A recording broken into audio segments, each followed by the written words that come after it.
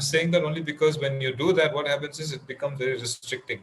Like you immediately start thinking, oh, I don't know this and I don't know that, and she is better than me or he is better than I am. If I do this, will they think I'm being an idiot or whatever? All these kind of things start arising, and I have to deal with these barriers. So the idea is to kind of stay away from these things that are restricting. Now there are a lot of things that are restricting for us to be ourselves, right? And if we consider things as music, and if we look at it from that angle, it already becomes a restriction, because then you're going to think about your ability and who are you as a musician, and can you contribute or can you not. But so the way I work under this thing that I now call clinical music therapy, just so that I can separate myself from the regular ideas of music and therapy. So what I try to do is to stay away from this ideas of music and think of it as sound. And when you do that, what immediately happens is it's open to everyone, because all of us listen to music, right? There's not a single one of us here who doesn't listen to music or doesn't have a favorite song or something like this. Now, we all don't have to be musicians to do that. Somehow, the human mind, or the way we function as human beings, we do understand music emotionally, and maybe like, yeah, mostly emotionally, right? So we connect with music, all of us do, and we don't need to be trained musically to receive music or to understand music. And it's not only for the musicians to or the people who are trained in some kind of music to experience or to benefit from music therapy. So that's the idea here. So if you think about it as you as a listener, one, and even if you're not trained in music, and two, to think of it as a human being, any human being's ability to respond and understand and communicate through sounds. Now, we don't do this. We don't use this a lot, but take, for example, listening to music, right? Do you understand exactly what they're doing, what chords they're using, what kind of composition it is? Is it based in this scale, that scale? You don't know all that. You just listen to it. You like it or you don't like it. And if you like it, now you understand it simply as I like or I don't like, or this is my favorite song or not my favorite song. But there are many other things happening. The favorite song is just one part of it. The reason why you listen to that song over and over and again, or every time you hear that song, you feel a certain way, whether it is sad or happy or whatever it might be. You might listen to a love song and you might feel really sad and remember something that happened 10,000 years ago, or you might listen to something that you heard recently and it makes you feel really good. Now, the what's happening here is you are responding to this emotionally, but you don't look at it like that, right? So now if we take that further, we can go much further. So because okay, so now let me just slowly slow it down here. So what do I do with this idea that we can all respond and understand music? Every Excuse human me, being. sir. Yeah. So can you see my son? So if I put these headphones, he can't hear. So what to do now? For now, it's okay, but maybe later on, when you do the experience, you'll have to decide whether you are listening to it or your son listens to it, I guess. No, no, Yeah. no. If I switch it off, he can also listen, right? That's what I'm asking. Yeah, but when we do the experience, it'll one of you will have to choose, unless you have a splitter and both of you can listen. When we do the activity, you'll have to decide. One of you will have to choose. Okay, Okay. I'll just continue with what I'm doing now. Yeah, so where was I before I started thinking about headphones? About how we respond to music. Yeah, so you're responding to music emotionally because something there is connecting with you subconsciously somewhere. Does that make sense to everyone? It doesn't have to be something logical. You may not understand Yes. why you like that song or why this song feels. You say like, okay, this song makes me feel something, right? It makes you feel something or think of something or puts you through something. So you see that here it's not a logical thing. It's something subconscious happening. So sometimes there are songs that I'll just give you some examples. There are certain songs I listen to, and it happened today when I was driving here. I put on some song which I used to hear a long time ago. It actually came on a playlist, and suddenly it felt like it was raining outside. It was not raining; it was very hot, and the sun was bright. But my body and my mind felt like how I would feel when it's raining. Had anybody felt like this sometimes? Some smells you might listen to some song and some smell you might get a certain smell. Mostly it happens to me with rain. There are many songs that I connect with weather, And I grew up a lot in the Nilgiris where it was raining all the time. So maybe that's why I think of the smell of rain and, and the cold. My body feels it with the song.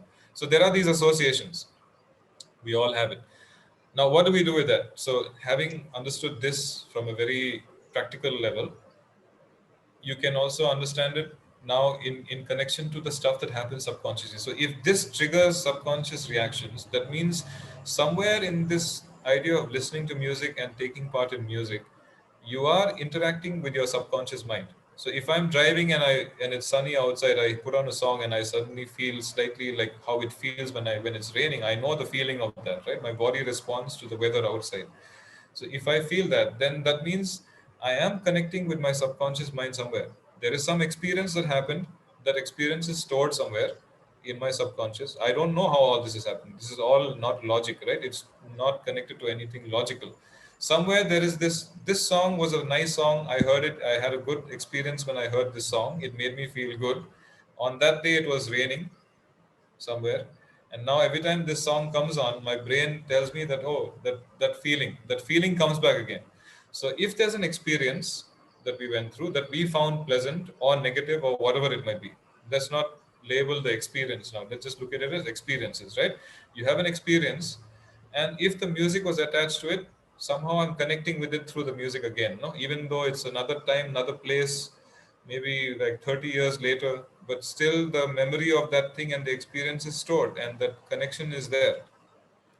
So if we have this link, how can we use this in a clinical setting where we are trying to help somebody deal with some, like maybe some difficulties like anxiety and stress and depression, or like low confidence and low self-esteem, somebody who went through trauma and then there's a bad experience that has been, kind of shaped. The experience is shaped and now you're responding.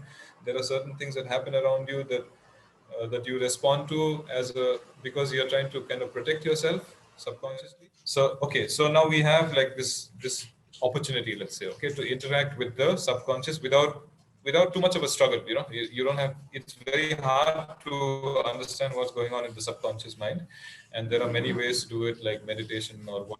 There are multiple ways, I guess, where you can reach it. But here is a very easy way, because we're constantly engaging with it on in a normal way, right? You guys are, supposing you're listening to music, you're engaging with a lot of subconscious things while you're listening to music automatically. You don't have to do too many things to achieve that.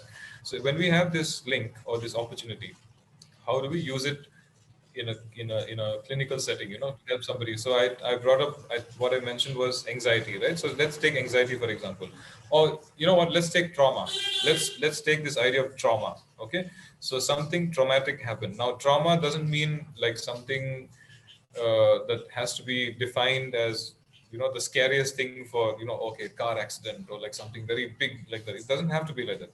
Trauma simply means a negative experience and you feeling helpless, right? So it can, everybody is like experiences something or the other like this in many ways. Now, for example, a traumatic experience, what I'm referring to, can also be like Amukta said about your belief systems. For example, you are worthless or you're no good or you're useless, right? Now you might think of it as something just like a exchange, but at that time when you got this idea, it is a traumatic situation. Like somebody is putting on this idea of you being useless. It's not a nice experience, it's a negative experience, and you're helpless and you believe that, right? And then you take that onto yourself. So that's, when I talk about trauma, I'm addressing a big spectrum of things, experiences. So if there is this experience and it is deeply rooted and you have no access to it, but you've accepted it or you believe it, or it limits you in some way, if it is, say, something, let's say abuse or physical abuse or sexual abuse or anything like that, then you are limited by that experience also, right? So now it stays there. Now, if it's a subconscious thing and it's an experience that the subconscious mind has stored, and everything from now on is going to be you responding in fear of that traumatic experience, right? So let's take now anxiety, for example. Something is happening and everybody tells you, oh, there's nothing for you to be upset about, or there's nothing for you to be anxious about it. It's simple, is this, is that. It doesn't stop the anxiety, does it? Because you're responding from the space of fear of something. what if this happens? What if that happens? Now that will not stop, because no matter how much you tell yourself or how much you know logically, your subconscious is not interested in your knowledge, right? It's going to respond from a space of, okay, I'm afraid of this situation, and therefore my anxiety continues to manifest itself. Yeah, so what through music therapy, what we try to achieve is to go back to that space, understand what the trauma is, or the anxiety, or the reason for the stress or the anxiety, and then create newer experiences. Find another way to change that deep rooted experience into something that is more uh, manageable, or something more, um, something where you have a lot more control over. Anyone has any questions? I'm going to stop abruptly here and just ask if you have any questions. I have a question. Yeah. You said when you were driving and you heard some song, you felt as though it was raining. Okay. Mm. I can immediately relate to it. Of course, when I hear Ram Teri Ganga Maili's songs, I think I'm in Kashmir. Okay. Okay. Yeah. But when there is anxiety, trauma, and all that, when I'm going through, how do you think my mind will be thinking of some music, and how are you going to connect it to some music as a therapy? Can you, I'm not, maybe my question is very uh, simple or what, I don't know. I'm just confused. See, you said harassment, trauma, uh, whatever, whatever negative. When it is joy, when it is happiness, I can Yeah. immediately relate, right? But when it is trauma, how is that you're going to relate it to that kind Yeah. of music, and how is it going to help me? So I don't know. I'm just confused. Okay. Sure. That's a good question actually, because like when it is something positive, then it is not going. You're just interacting with the experience, Yeah, right? Now, what I'm saying here is, now if there is, so Amukta also talked about belief systems, right? yeah, You believe in certain things, and that's a limitation also, right? yeah, Now let's take that a little simpler one. So you have this. Say, let's say we have this idea that, okay, I feel like I'm ugly or I'm useless. Okay, I've taken that on from somewhere. I picked that up. Now that is an experience that I felt somewhere. Somebody said something to me. My grandfather said something. My mother, I don't know, whatever. And then now this is somewhere deep rooted. Okay, like he is uglier than his sister or his brother or whatever, right? And I take that on. Now that is a traumatic experience in one way, right? Because it's like something negative, and I can't do anything about my face. My at face that is like point this. of, Yeah, yeah. at that point of time, Yeah. absolutely. So now I'm not saying that you listen, take music. This is where a professional comes in, right? So what I'm saying is that since we are subconsciously relating through music, maybe if I'm, okay, let me just, can I use you as example? Please, please. Okay. So supposing you come to me and we have this issue which I brought up, right? Let's say like you're worthless or something like this, negative. Okay. So Yeah. then you might start talking to me about wrong and right. you know this is wrong, that is right. I work in an office, everybody is, I'm the only one doing things properly. Everybody is stupid and dumb, and there's a certain way to do it, and you have no patience for, this idea of wrong and right is very strong, Mhm. coming from this space of feeling worthless or whatever that you experience. Right now we Yeah. don't know this. Now what I might do is I might put you through an experience where I might play something which will help me understand where is this thing of wrong and right coming from. And then you might, in the process of interacting with me over sessions, these are all Okay. examples, okay? I'm just giving you hypothetical situations. You Yeah, might yeah. suddenly remember that, oh, when I was 3 years old, my father said something like this to me, and then I was scolded because I did not follow instructions, and therefore now instruction, there's a system and you have to be right and you cannot be wrong, and like that. These kind of things will come up. Then we might explore further and go into things like, I might ask you questions like, is there a right and wrong? Can there be choices and difference? And what if you do, if it is wrong, does it end there? Can we not go further and correct the mistakes? Why does it have to be about being wrong and right at the moment, immediately? Can there not be mistakes and you learn from it? What about those ideas, right? So now this traumatic experience, which might be from before, which is causing this problem of wrong and Problem. right in your Now. social interactions, Yeah, yeah. we can go back and revisit that idea of this sense of, this you are wrong, therefore you're worthless, and therefore now you're trying to be right all the time. So then we can always go back to that experience, understand what the experience was, and now connect it with our logic. So logically, you might not agree with this idea, but subconsciously, you are constantly behaving like that, from the space of wrong and right. But maybe logically, you are very tolerant and very patient and very accommodating, but it doesn't work out, right? So now we link that idea that you have as an adult today, and then we kind of find that passage, and then go back to that space and say, okay, that was in the past, and I can move on from there. I Go am on. not that person. I am not like that. And subconsciously also it integrates with your current personality and what you think today. Does Okay. that make any sense? Yeah, thank you. Okay. I need to have some sessions to understand it better. Of course, yes, but the questions help, right? What you just Yeah, yeah, asked now yeah, yeah. makes other people also understand many other Yeah, yeah, things. yeah, yeah. So Thank good. you. Thanks for Thank the you. question. Yeah, thanks. Anybody else has anything else? Because it can help everybody else in the group here understand some things. I don't know what you're thinking, but your thoughts are always welcome and helpful. Yeah, I have something to share Yeah, actually. It's not yeah. so much a question. I listen to a lot of Carnatic music. My husband does a little bit. He listens to lots of other kind of music also. Yeah. My children don't really listen to the Carnatic music. They are young, and so they're not in that mode at all. Okay, so then a couple of years back, when my daughter went away to college, and she came back after the first couple of vacations. I mean, the first couple of terms. I mean, she was heavily into Carnatic music. Listening to Carnatic music in the background and doing her work. So I didn't say anything, and then when she came back again after another term, again it was the same thing. The Carnatic music would be playing in the background, and she'd be doing her work. So then I said, "Oh, how come? So where did this Carnatic music enthusiasm come from?" And she hadn't realized that she was drawn to it because it reminds her of home. It was very straightforward. Yeah, yeah. But it was, she did not realize that it was because of that. Once she realized it was nice, it was a nice realization. Yeah. But it was, she was in college, so she was 19, it was not very little, nothing like that. And she can think, so she could have made that connection. Yeah. But it's not so obvious at times. Yes, it's not. So it was quite heartening actually. At some level, you feel okay. You've passed on your Carnatic music to your child unconsciously. You're done. Your purpose is done. So it's a nice feeling. Yeah. Thank you. Yeah. So with that, I just want to add another thing. Another thing that could have been happening there. I'm not saying that's what it is, but you said it reminds her of home, right? Now, what I would be looking at is not something so on the surface. Like on the surface, you're like, okay, yeah, it reminds her of home, so she listens to it and she feels good because she remembers me and the family and whatever. But if you look at it from another perspective now, is what I'm talking about. So this is a regular example, right? So music is being used here to feel what? So there is a sense of safety, the security, which we're looking for in life, Right. like how do I? Okay, I'm here in a new place. I don't know what to do here, and I want to feel safe and secure.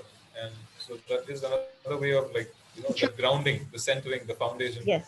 that you had before. You can bring it back, even though you're not there. So it's not this is not made up. It's a Yeah. true experience subconsciously, maybe not Correct. logically, but subconsciously Very, it's there. yes, absolutely. Thank you. Yeah, Can I also share an experience sure. this time? Yeah. So when this is Sonal here. So every time I feel a little unanchored or a little anxious about something, I listen to black and white music. So I mean black and sorry, and when I say black and white, I mean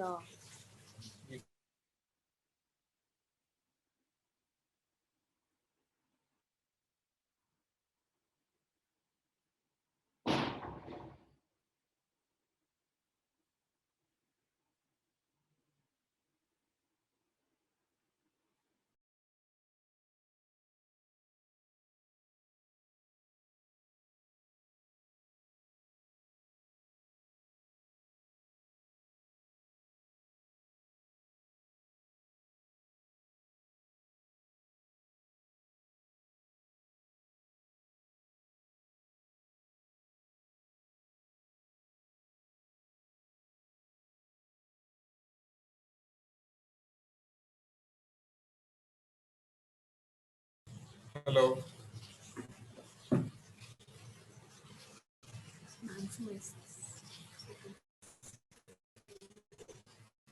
Hello. Hello. We can hear you. Okay.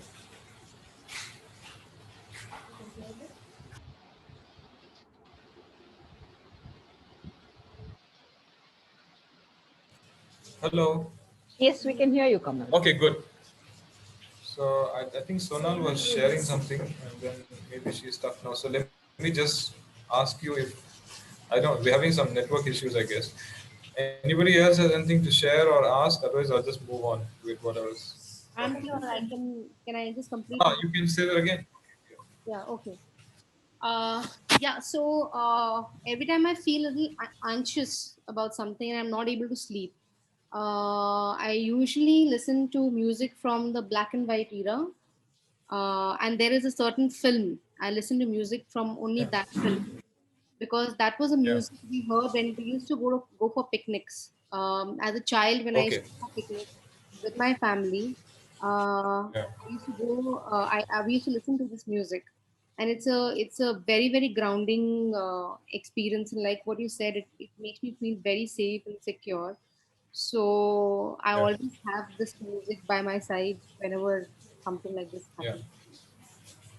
Yes. That's great. Yeah. So there clearly is a link. These are not logical things. So for example, the idea of feeling safe, it's not something intellectual, right? You can tell somebody, you don't think that you're safe. You cannot create safety. Safety is an experience, right? So if you feel secure, then you feel secure. You can't recreate that. But somehow through music there is a possibility of, you know changing experiences or working with experiences that are subconscious, because we can kind of reach that space very easily. uh, so music is, I think, a subconscious experience by itself, and therefore we have access to that area of your brain. So now if you think about, let me just talk a little bit, I won't go too far with this, but so how the brain works, right? So there is the top part of your brain, which is very functional, intellectual, reasoning, and all that stuff. And then there's a subcortex, which is below. This is just a very, very simplified kind of separation of the brain and how the brain is, right?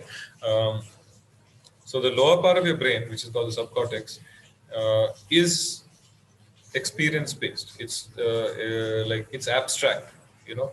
So your logic or what you tell yourself will not, your subconscious mind is not interested in what you tell yourself or what you think. It has its own thing, so it is going to actually, but the interesting part here is what happens in the subconscious mind is very directly connected to your responses. The responses, right, of fear, which is like of an experience, anything that's something that you can't explain, or the fear responses. The fear responses. It's like fight, flight, uh, freeze, and fawn. These experiences, or should I just kind of explain them briefly? Maybe I'll do that. So you have a fear. Now, fear can be like fear of traffic jams. It can be fear of calamities. It can be from the smallest thing to the biggest thing, right? It doesn't matter. But the point here is, if there is fear, there are only four responses that you have, and these are all subconscious. So fear is not an intellectual thing, right? It is a subconscious reaction. So you see something and fear, that's it. Straight away you react. So either you fight, which means you're a cave. Like obviously these are all your primitive brain. Like your ancestral brain is doing all these reactions. So you respond in fear through fighting. You want to fight the enemy or the danger, or you will flee, which is you'll run away. But you run away doesn't mean you stop being afraid. You run away and you're more scared now because you don't know when they're going to come there, right? Then there is the freeze, like a deer in the headlight, right? Or a rabbit. When you shine the light on the deer, it just freezes. Or like many other animals do this, they just freeze, thinking that if they stay still like that, you will go away or something, or the danger will pass away. And then there's the fawning, where you kind of you're afraid of something. So where was I? I was talking about um, fear and danger and responses, right? And fawning. We lost you when you said fawning. Okay. So the rest you heard. Yes. So fawning in the sense like there is something. Yeah. Abhita, you were saying something. How do I unmute? Ask to unmute. Abhita, you're on mute. One second. Sorry. Yeah. What were you saying? Sorry. I lost when you were at fear, and yeah, I lost you like when you were speaking about fear, like it's not intellectual, it's a subconscious. Yeah, I lost okay. after that. I lost it. Okay, let me just quickly run through the four of them. So basically, so your subconscious mind is responding to fear, right? And fear can be it's a huge area. It could be anything that you're afraid of. It could and now we're talking about emotional things, right? So connected to, let's say, stress or anxiety, and then the background of that is some fear, right? Fear of failure, fear of disappointment, and various other things. So now your logically you might tell yourself many things like, okay, there's no need to be afraid of this, or there's nothing, and this is just something you can do. No matter what you know or have heard, or what you think, or what you have intellectualized, or what you've told yourself, you can't stop the responses, can you? The anxiety goes on. No, not, I'm not saying everybody is like that, but in cases where we're looking at uncontrolled anxiety, where it's affecting productivity and affecting your daily life and well-being, it's because the anxiety cannot be controlled. The fear is too dominant. Now, the responses to fear are either you fight, right? Some people are fighting the fear. You face your fear and you fight, and they're aggressive like that, but it's still a fear. You're not doing that because you're confident or because you're trying to protect something. It's a response to fear, right? Protecting, self-protection, fighting to get something. Now that's also it's not going to help. Fighting is not going to get you much either. You're still in the space of dealing with the anxiety. Then there is the flight, the running away. So you run away from that space. You don't want to confront, you don't want to talk about it. You just try to find the easiest way to escape and run away, right? But then that is kind of a little bit more complex, because you go and hide somewhere, but you're still dealing with the fear, and it still doesn't go. The responses don't go. The anxiety doesn't go. The stress doesn't go. The depression doesn't go. All of them remain, and they get worse because now you're afraid of being found there also. Like how long will you hide? Then there is the freeze, which is like a deer in the headlight kind of a thing. You just get stuck. You're afraid, and so you can't move, thinking that the danger will pass because you are not reacting, or it'll stop. You're frozen. You can't do anything. And then there's the fawning, which Soumya was talking about, which is you kind of recognize the threat, you recognize the danger, and the source of the threat, or you recognize where this is coming from, and therefore you go and try to please that thing or that person, or in this case mostly it'll be a person, where you will go and try to make them happy. You keep them happy because then you can deal with that, because the moment they get upset, they will do or say something that you cannot deal with. So this is also very stressful, because you're managing somebody else's emotions, to protect your own.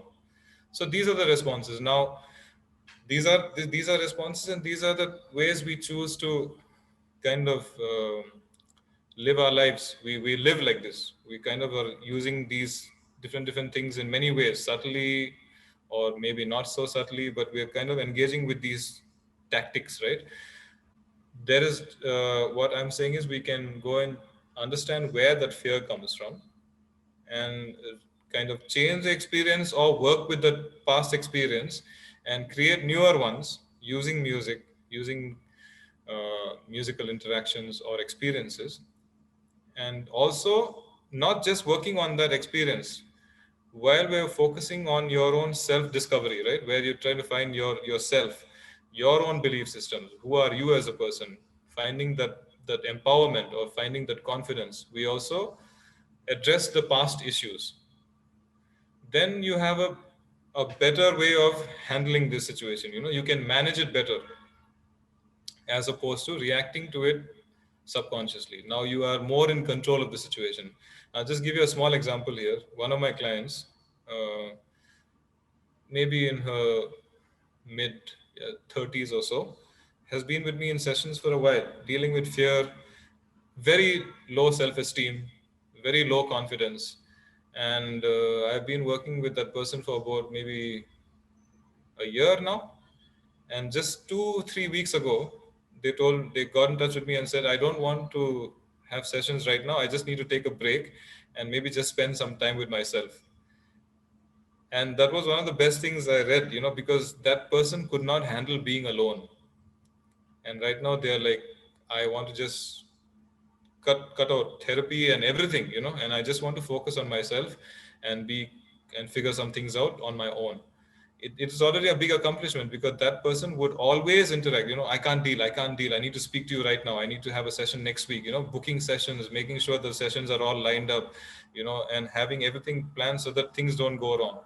This same person is now saying, I just want to keep everything away and focus on myself. It's already a big progress there, where you're depending on yourself, the empowerment, right? This now she might or he might not think of it as some progress, but for me, I can understand how they've become very confident about themselves, or they're confident enough to deal with this issue on their own, without help.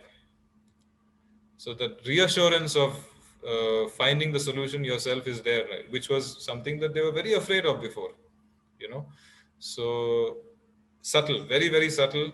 It's not like very big changes like this, but it is very empowering like that.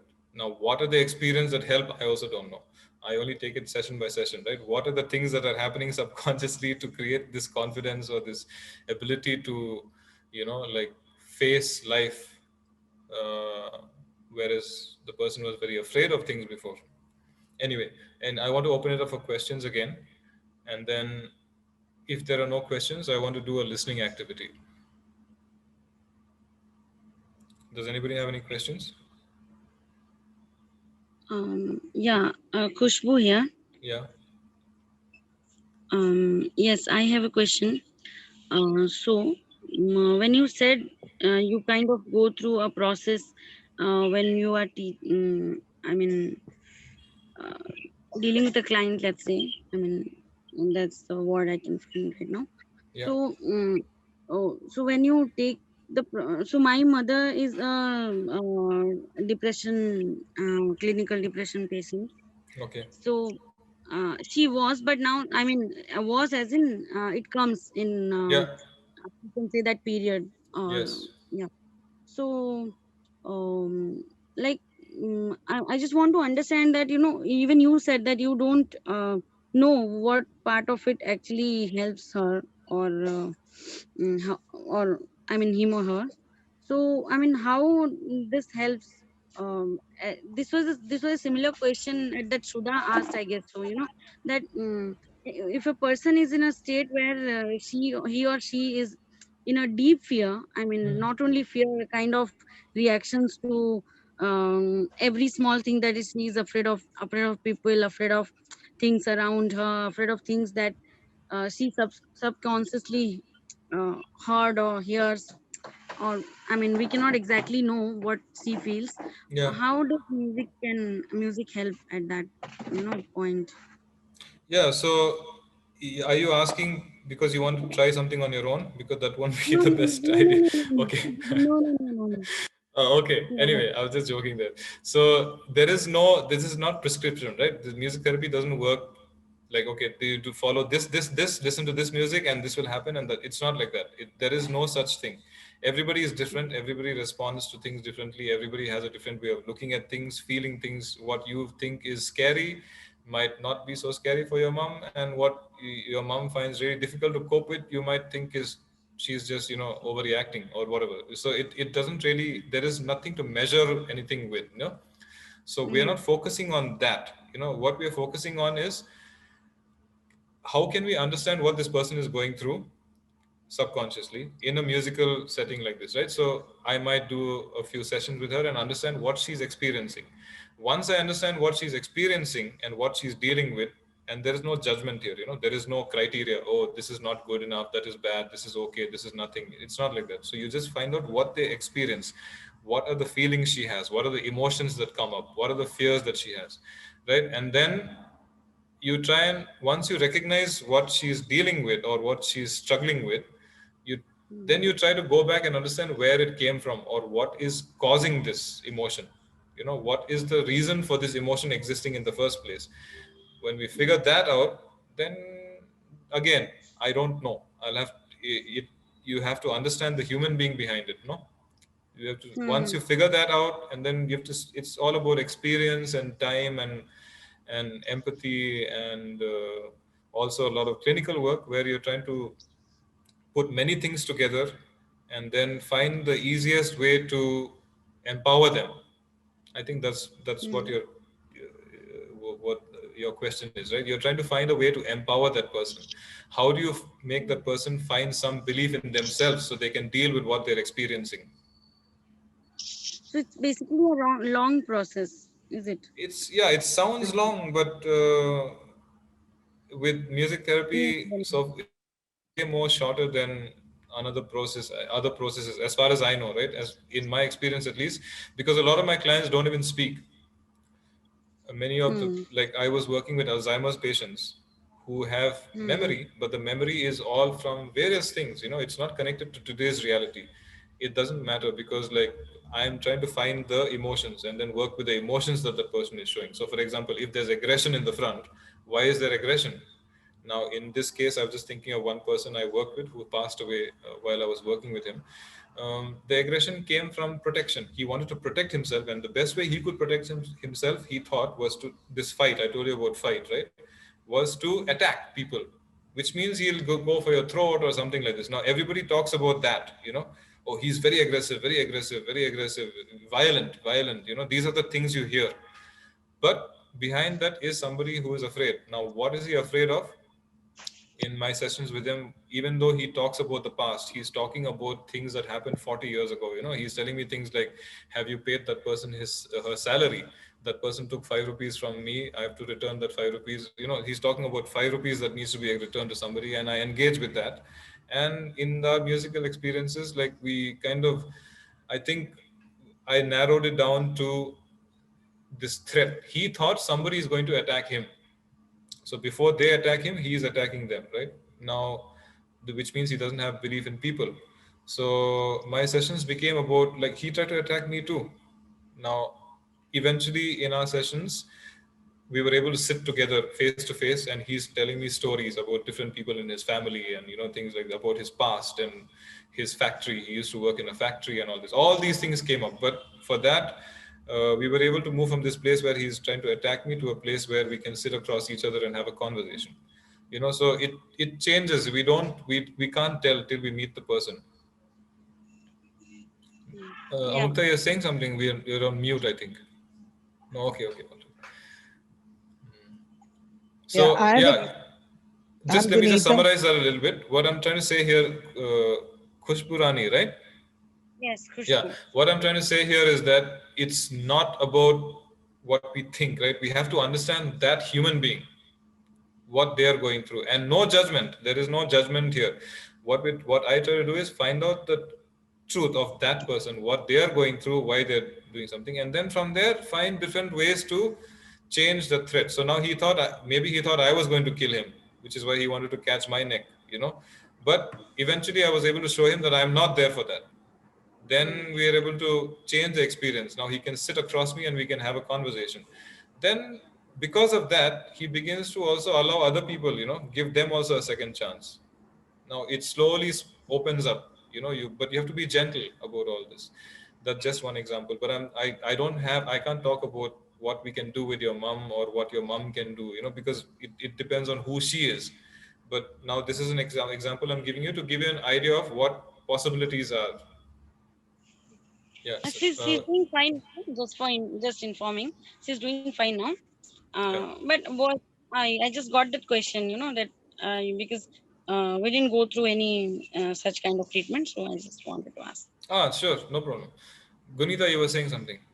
Yes, I liked the way you summarized that how the people responds to different fears. Yeah. Like first they are aggressive, and then there is a flight. What I liked was the one what you said about was the fauna, where you try to please people, Yeah. That's something I would like you to, if you can elaborate, and then how you do that.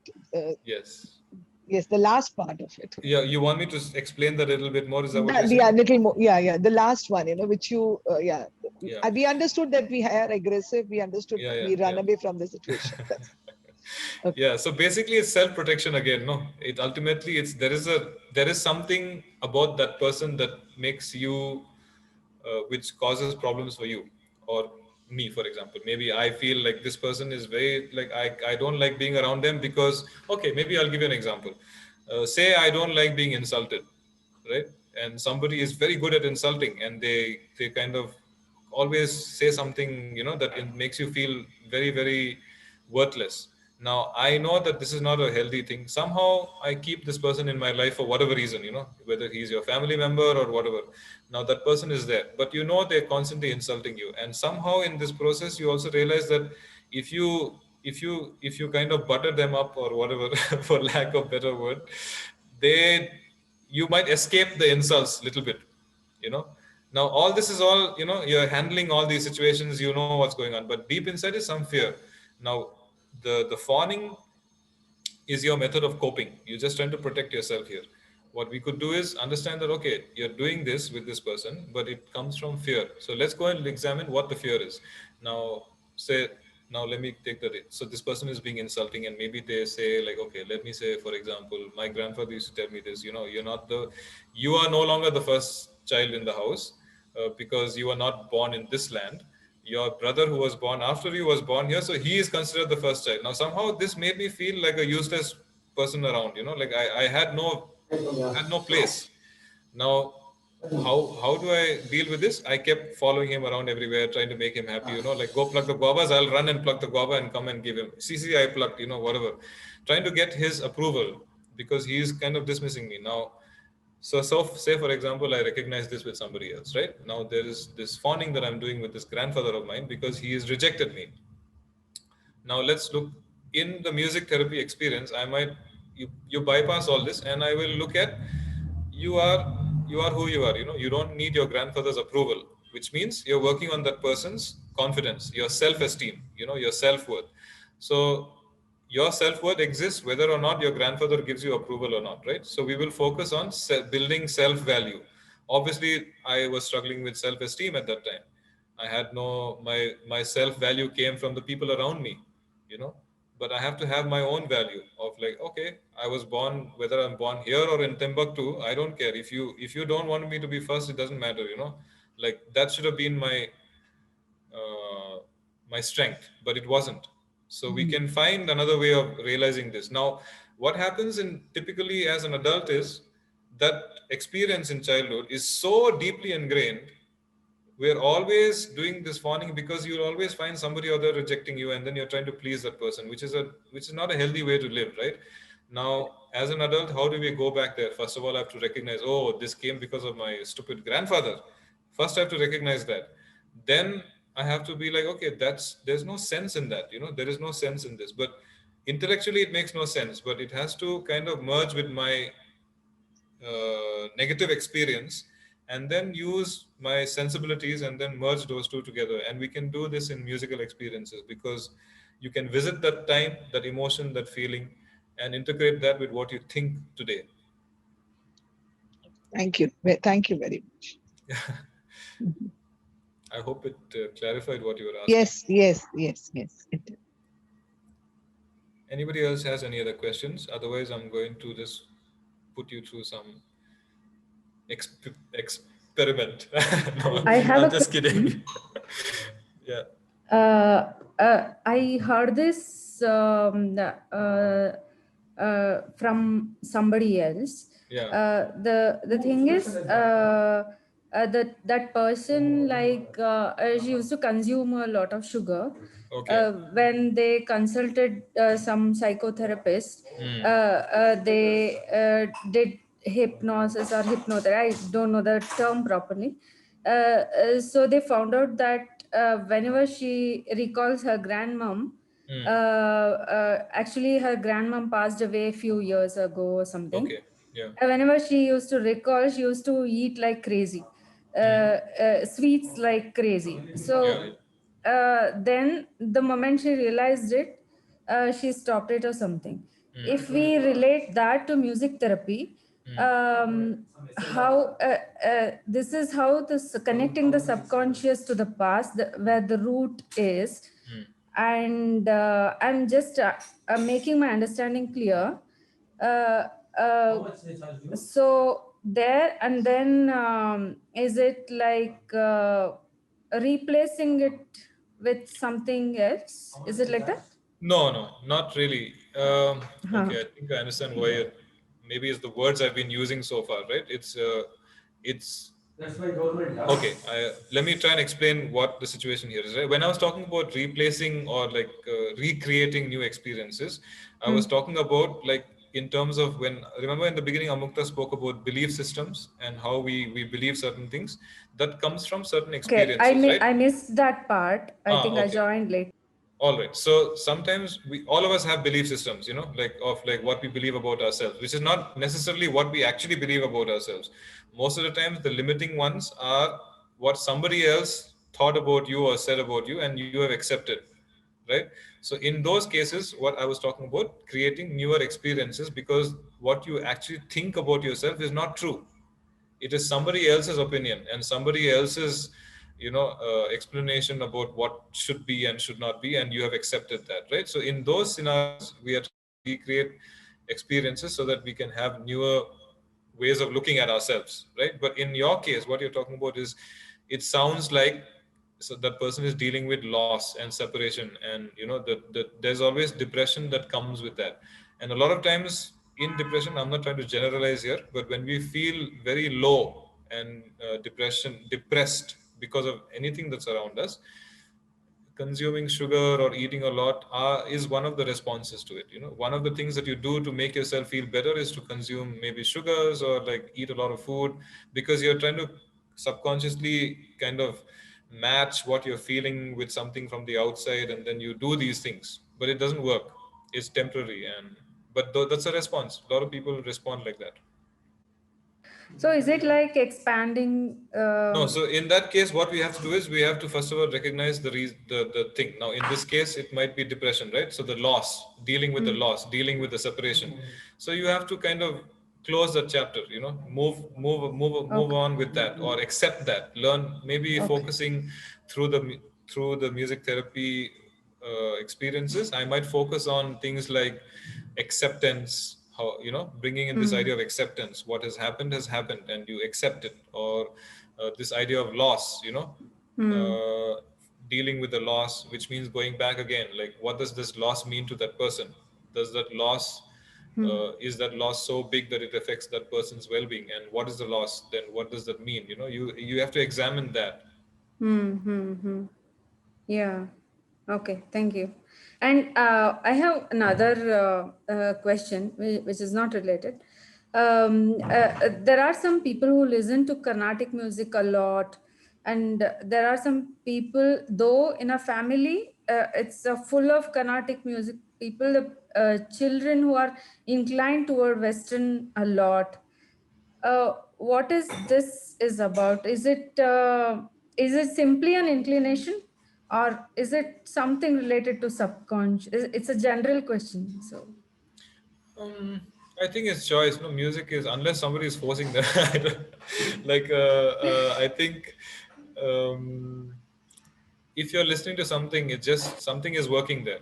Like something is making it sensible for you, like like subconsciously, consciously, whatever it might be. It suits. Like you will not listen to something. That's why I said, unless you're forced to listen to that because it makes you, like some people listen to music also for like certain, like I play in a band, and a lot of times people talk about certain bands because it's cool to talk about that band, or it makes you more intellectual. Okay, like if you listen to this music, then that means it makes you like some very cool person or something like that. So you listen. Sometimes you do that, but I mean, why do you ask that question? Do you think like are you? I heard somewhere. You don't like Carnatic music, is that? No, I like all kinds of music, Yeah. But I appreciate music. I learned in my childhood, but I'm not practicing anymore. Yeah. I just got stuck. But why I asked is, when I met some people, like I met somebody. So when we were just casually talking, she told me that some people listen to a lot of rock, like band music and all that, because to stay themselves calm, because their anxiety is too much. So to calm that down, they listen to it. Okay. I don't know. I'm not sure. It So doesn't matter. It's like it. That's what. No. So it's up to you, right? If it's working for you, then it's working for you. It does. There's no formula like that. It's for anyone like you. So some, yes, rock music. Sometimes a lot of rock music is based in a lot of aggression. Some general. It's a very general idea again. So yeah, it might help because you're kind of dealing with your aggression through that music, right? Or your again, that's just a symptom. The music therapy is not so much about that part. That is more on the surface. We are going kind of beyond all the ideologies and the reasons for listening to something. We're trying to address the subconscious mind through this musical process, because music listening itself is a subconscious process. okay. Mostly, it can also not be like that, but mostly it is a Uh-huh. subconscious experience. Okay, I have another question. Some of my one of my relative has dementia, and another has psychosis. So like this lot of illusion and delusion stuff, and the person with dementia, quite normal. He Yeah. forgotten quite a lot of Yes. stuff, and now like what children and all that, he don't remember right now. Yes. Children and in-laws, nobody Yeah. he remembers, only the childhood part Yes. he remembers. Yeah. But the thing what we face to deal with him is the daily routine that he keeps repeating all the time, the same thing maybe 1,000 times, even though Yeah. we keep answering the same thing, and he keeps repeats the same thing. That Yeah. is with dementia person we are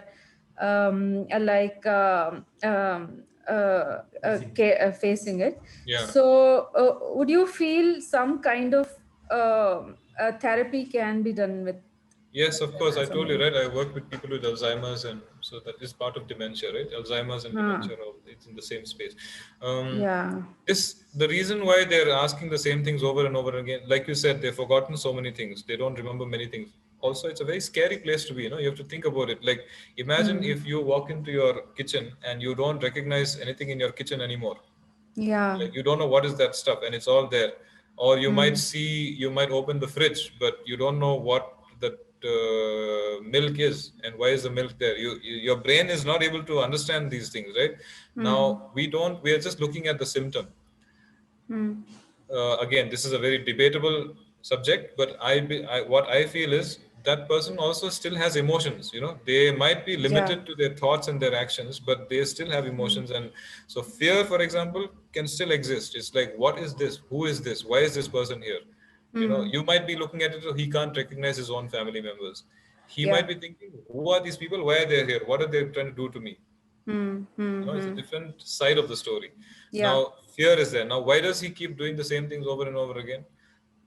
Maybe it helps him. Maybe it helps him feel safer because he knows that, or she knows that. So she keeps doing that.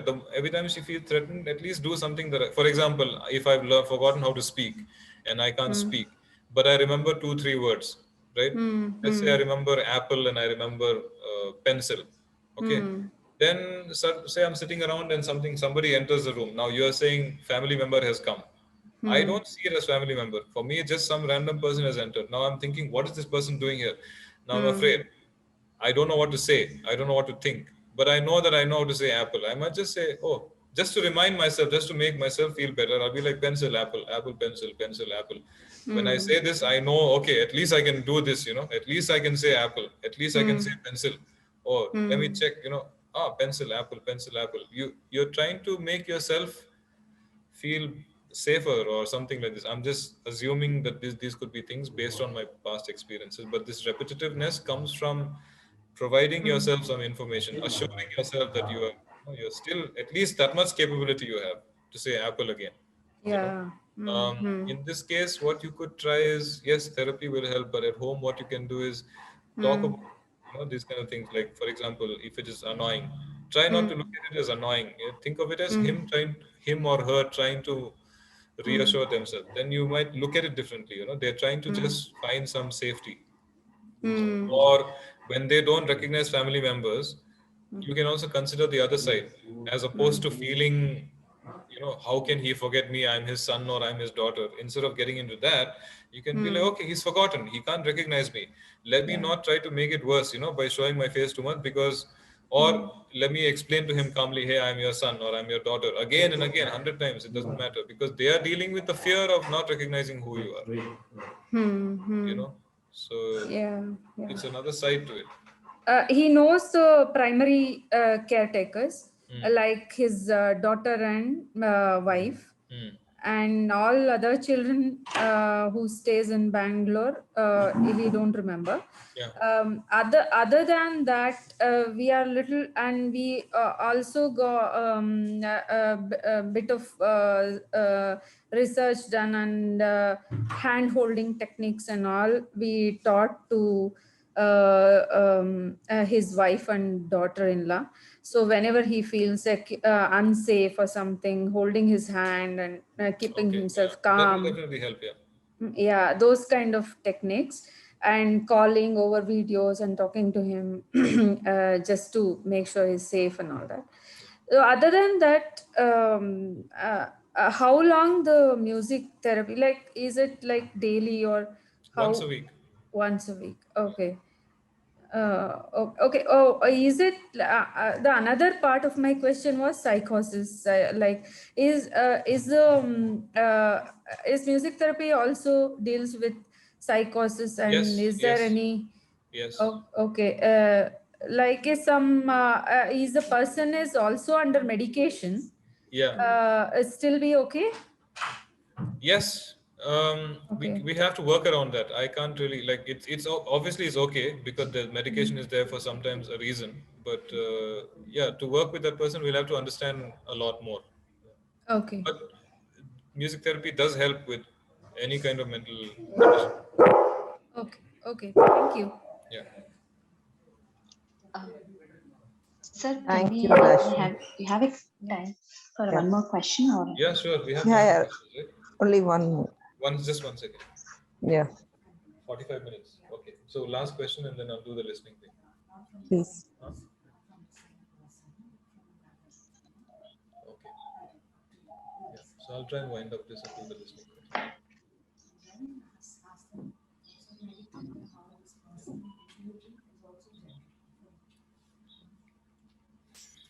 Yes, quickly we'll take that question.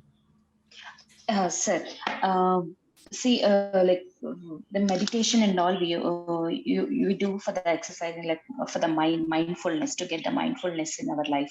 So, will music therapy also help in that? Yes, this is exactly what I'm talking about. This is the mindfulness that you're looking for, right? It's like the Yes. connection between your subconscious and your conscious mind.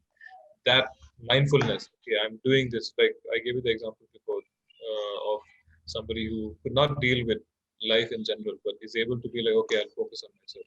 That means there is some sense of mindfulness. Okay, I feel anxiety. I feel this. I know this. These are my thoughts. That so in meditation you might speak in these languages, right? Okay, I'm not my mind. I'm not my body. Those kind of things, which is very hard to understand sometimes. We're doing the same thing. It's like separating the two things. Yeah. Thank you. Yeah. That's exactly what we're trying to achieve, mindfulness. If there are no more questions, we'll just go into our listening experience. Is that okay? All right. Everybody has headphones? Earphones? Oh, I thought you all knew. Yes. Can you get headphones or earphones, those who don't have? It'll be very different without the headphones. Okay. Those who have headphones, great. Those who don't have, I hope it works out for you. let's go ahead with this experience. Okay. What I'm going to do here now, I'm going to play something that's about 15 minutes long. I want you to turn off the lights in your rooms. If you want, switch off the cameras. Be as comfortable as possible. So it's going to be, wait, before you turn off everything, I haven't finished saying things. You can leave it on for a bit before everybody disappears. So, yeah, in these 15 minutes, I just want you to initially just start by focusing on your breath, right? Just focus on your breath and then go wherever it goes. Just go with your thoughts. At the end of this, it will be nice if you can share something. I understand you might go through something that might be very personal, and that's okay. But as much as possible, if you can just share your experiences, just so that others in the group can also understand what it might feel like. Those who don't have headphones, for example, it will be very different for them. So if you could share your experiences or what you felt. Nothing too serious right now, unless you want to explore something. If there's something that you have in mind and you want to explore it, this might be a good way of. So a lot of times when we have emotional reactions, we're only focusing on that particular thing and not focusing on the multiple things. Like someone just spoke about mindfulness just now, right? So there are many things that you can actually focus on, but most of the times when we're overwhelmed with some emotion and we're reacting in anxiety or depression or stress or many of these responses, you don't have the ability to think widely. You can't you don't seem to be able to access your subconscious because you're in the state of fear, which is like you're too busy with the fight, the fear, the flight, the fawning, or like whatever it might be. You're too busy in that experience to focus on the multiple things that you can do to handle the situation, right? So this is a good opportunity of doing that. So if you have something that you're struggling with, think about that and see what comes out of it, and feel confident to explore that, because it is a possibility. You can open up the horizon a little bit. It helps with that. This process will help with that. For those of you who don't have that and you want to just explore something, just follow your thoughts, and if there's something that comes up, go, just try to explore it, try to understand what it is, if you're dealing with something, or if something comes up, just try to go further. Don't stop there. Take it as far as you can, and at the end of it, if you can share your experiences, it would be really nice. Okay, so yeah, now you can start turning off your cameras if you want, and just be as comfortable as you can. Lie down. Yeah. Okay, I'm just going to start playing the music, and at the end of it, I'll ask you guys to wake up or to put on your cameras. All right. So relax, close your eyes, put off the camera, put off the lights in the room, lie down on the floor, lie down on your bed. Okay.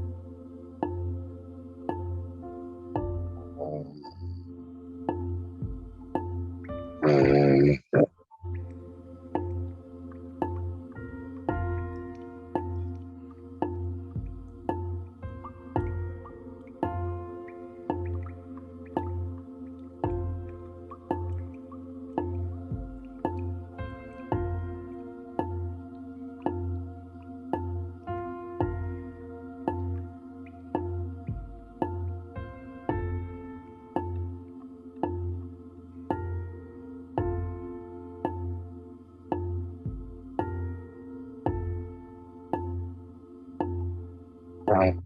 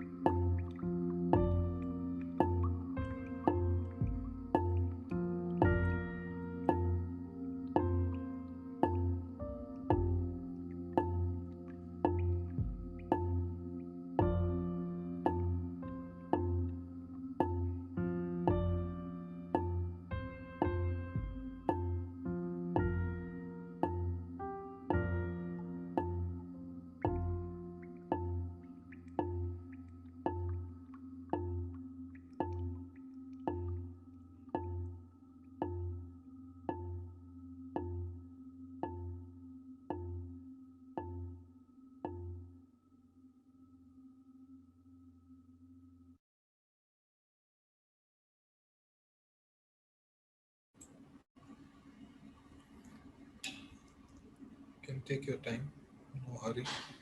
Whenever you're ready to turn on your cameras, but take your time.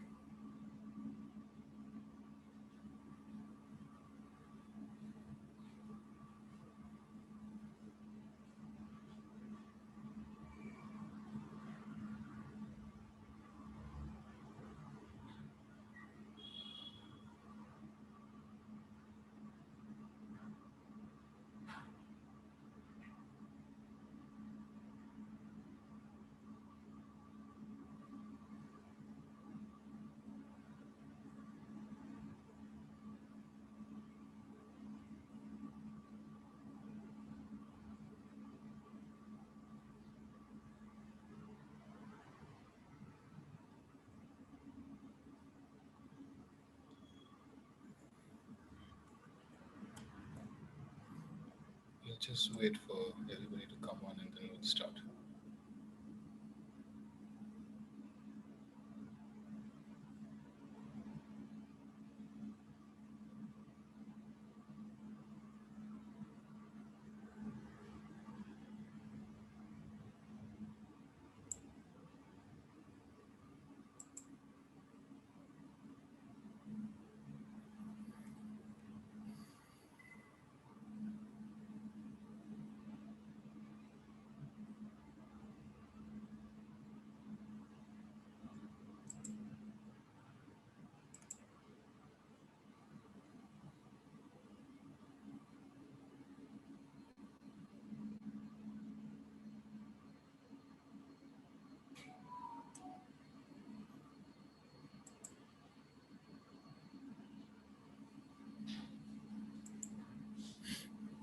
Looks like everyone's back. Shall we continue?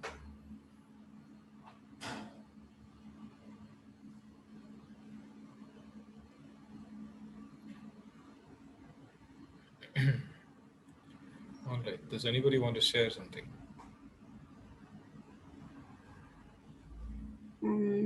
Khushbu, yeah. Hi, Kamal. So basically, for me, it took me to.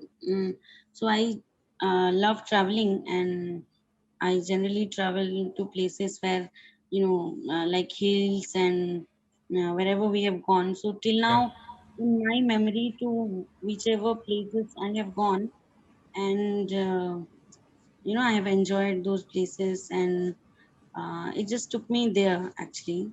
Okay. And I wasn't forcing myself to Yeah. go anywhere. Yeah. I was not thinking that I'm going there, but it was, taking me there, and to places where I love water too. So I felt like at points I felt like boating in the sea, Okay. and beside the beach. And also once I was going to fall beside a waterfall, and in between I felt that fear also. Yeah. I was listening to the music. It didn't take a lot of time, but I just felt that, and then like what happened that day with me, and then I again started You're able to enjoying that. move. Yeah. Basically moving on in your. Yeah, moving on. And that's it from my side. Yeah.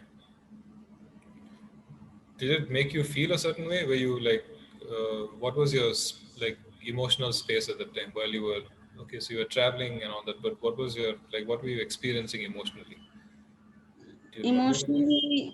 Emotionally it was like, even if at point I tried to feel bad and feel this, it just, I felt happy all the time. It couldn't take me to. Can you explain that again? You said you tried to feel bad. You wanted to be guilty about going on a holiday or something.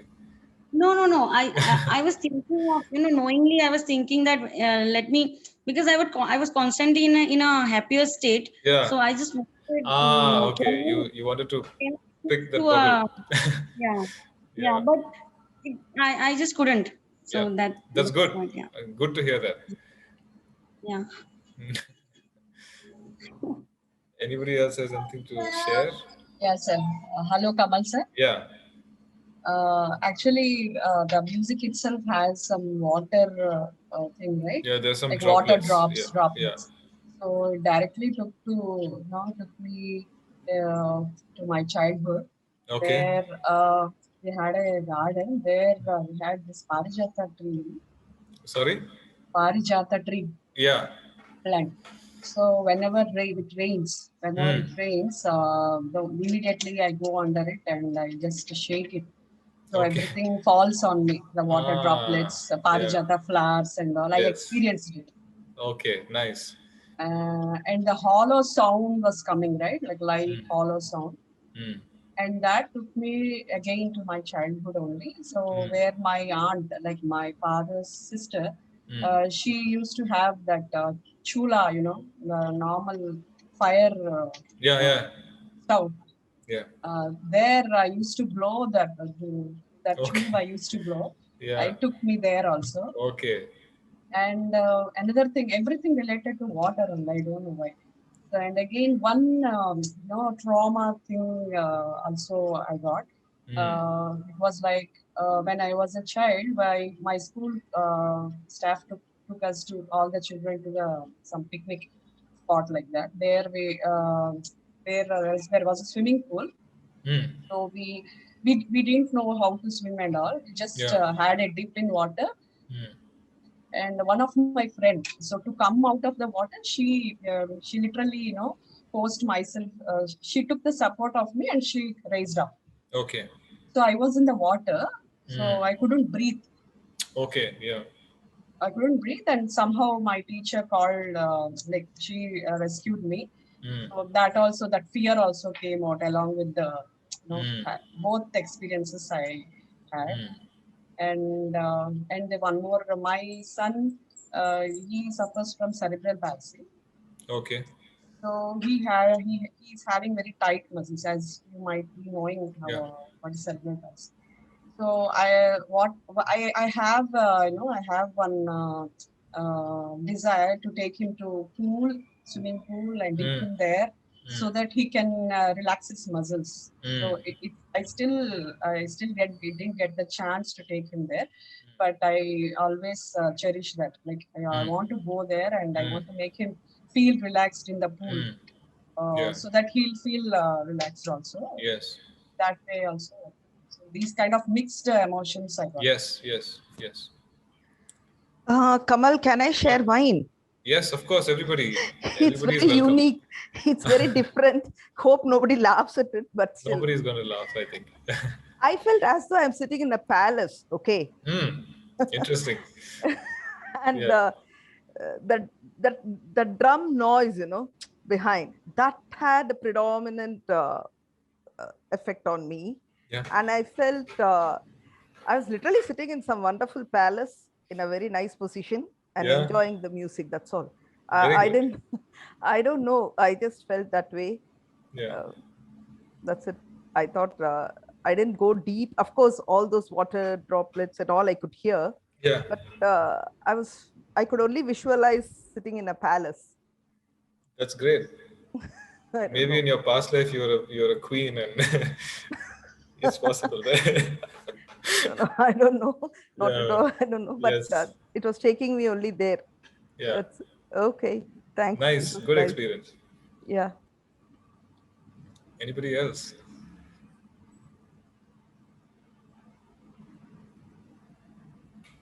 Okay. So you see, like, it's all varied, right? And nobody has heard this music before. This is something you've heard for the first time. Yeah. So you see, like, a lot of this is not necessarily your childhood, but you see it's taken you to another, like, a dreamlike state, because you're going back to your childhood. You can remember, like, this tree that that you're going under the tree and the drop is falling. Now in your case, you're in another totally different space. You're in the palace and you're like kind of, so it takes us into a subconscious space. Do you see what I mean about, like, how this is? All of us, I'm sure all of you had different, some of you feel comfortable to share, some don't, but all of us will have a subconscious experience. So it's kind of in the dream state, right? And a lot of subconscious work, when we work in a clinical setting and we're working on the subconscious, it's kind of in that space that we need to be in. So it's so easy, right? We didn't have to do much. We didn't have to, like, do anything very scientific or anything very serious. You just have to put your headphones on and you're already there, like going back to childhood, going back to different spaces, different times, traveling, almost like you're literally traveling. And it can be quite realistic, so it's not like you're imagining something and just having fun. This music is kind of designed to stimulate emotions, right? So now whatever gets stimulated is there, so then and all of us have different experiences. The drum at the back is making sure that your brain is also functioning at that time. So like I told you in the beginning, right, that when we get overwhelmed with emotions, for example, if something is stressing you out, then you're just focusing on that, like a deer in, like the horse with blinders, right? You can only focus on the stress, and you're capable of a lot more. a lot more. You're capable. Everybody is capable of mindfulness. We spoke about mindfulness some time back, but we can't because the emotions get the better of us. But you can also like incorporate your logic and your understanding, your personality, your achievements, your confidence, all the stuff that's there, which seems you can kind of incorporate that while you're feeling something, So yeah, these are the kind of these are good examples of the different spaces we can enter. Anybody have any other questions about anything else? Even with regard to what you heard, like other people share. Yes, this is me, Ramya. Yes. Actually, I'm I can put across things better when I write them down. So Yeah. my response is in the chat box. If you could read that and respond, it would be nice. Thank you.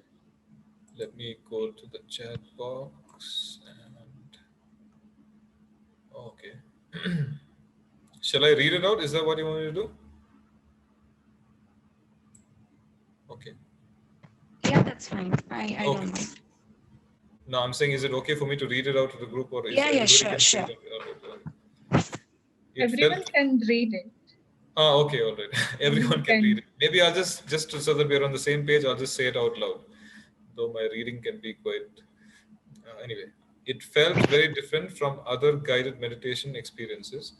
The rhythm was what got my attention at first. I didn't get any visuals, but strangely could see numbers 4, 5, and 9. Once and 3 and 7 after a while. Throughout, I could feel the vibration in my head, and I still have a slight heaviness in my head. I did stop myself from dozing off a couple of times. I did motocross. That's noticed, sorry.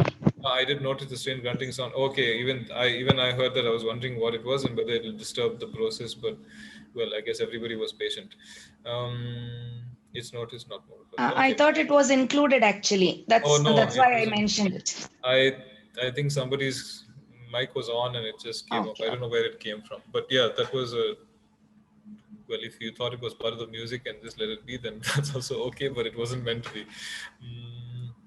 Yeah, so this heaviness in your head, right, is from, no, we don't understand. You saw 4, 5, 9, 3 and 7. Obviously, we don't know what this means. We need to explore that further. But the heaviness in your head explains that there's been a lot of activity there. You see what I mean? Like the subconscious, even though you don't realize it logically, a lot of stuff has happened there. And so the heaviness is from that.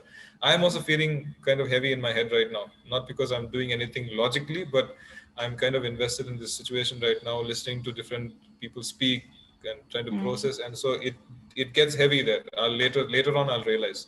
Sometimes it happens during my sessions also. I feel very heavy in my head. So that heaviness is from, you may not be able to process it logically right now, but obviously when you are seeing these numbers, they mean something, and that can be explored later if you want to. Yeah, dozing off, it's also common that people doze off, which is why I was telling people, if you take your time to come back. Sometimes these experiences can be quite intense. Thanks for sharing. Anybody else has anything else to talk about? Yeah, hi Gunita. Yeah. So I get these signals as if they are some unseen writings or things telling you how to move ahead. As you said about numbers or the posters, you see it on the highway. I feel that they're subconscious guiding you through your path.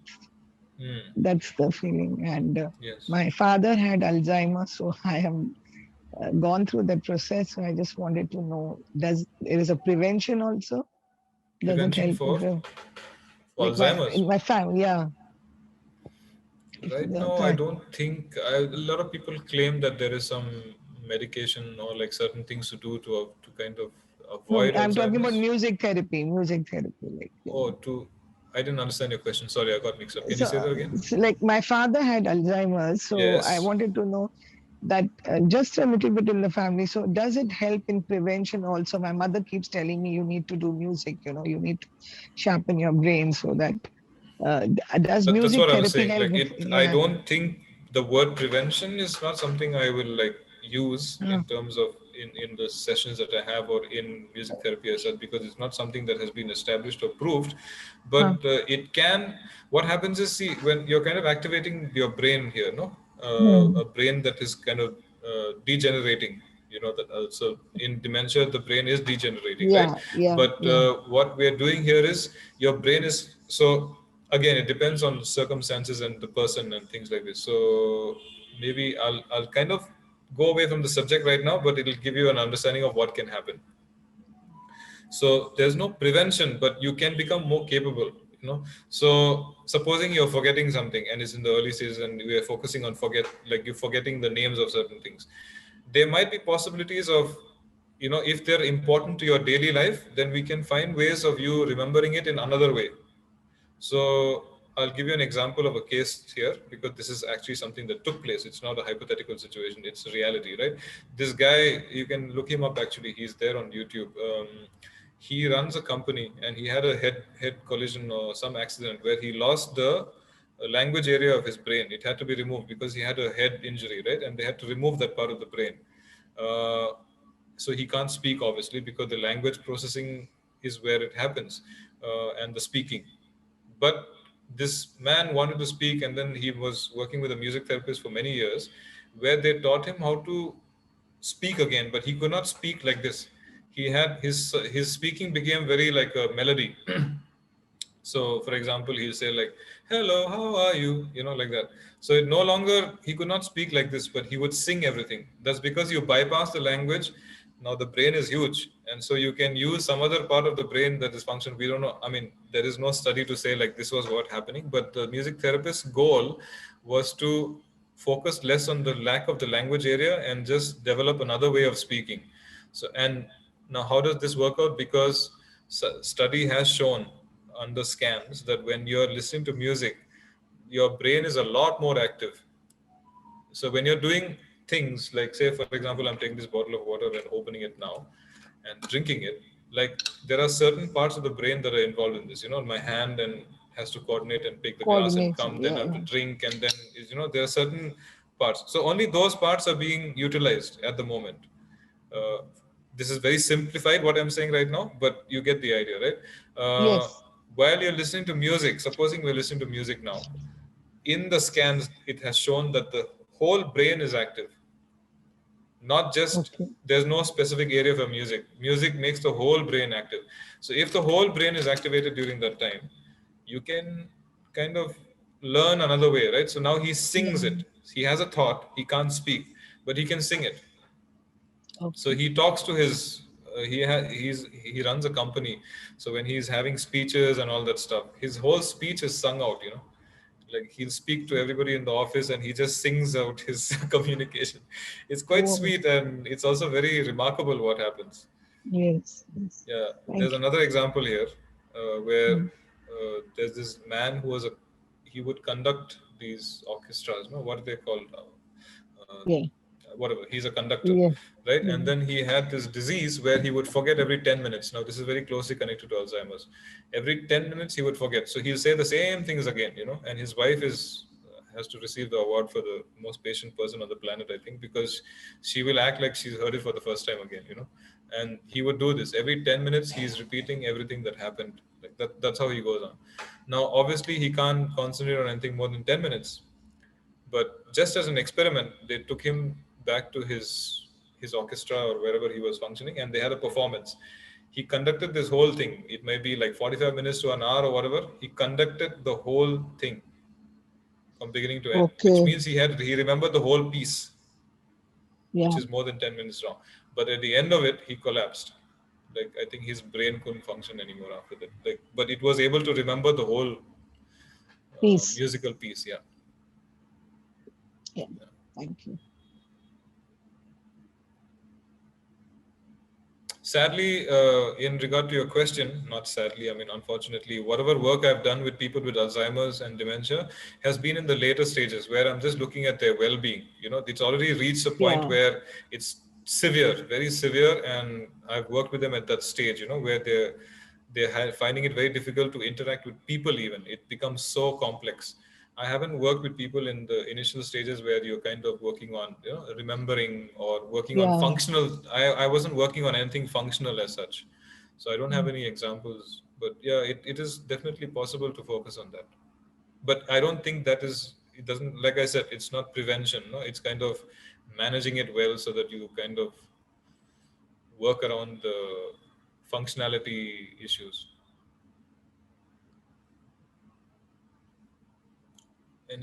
There's some messages, I think. Okay. Great. Any other questions or anything to share from the listening experience? Only 3 people had headphones on, or anybody else had headphones on and experienced something, or would like to share something? If not, we'll wind up. No, Amulka? Yeah, time to wind up. Okay. So yeah, I hope it was helpful. If you have more questions, you can always get in touch. I try to cover as much as possible. It's a wide spectrum, and but thank you to the people who asked questions and who shared their experiences after the listening process. I think that's it from me. Amukta, anything else? I don't know.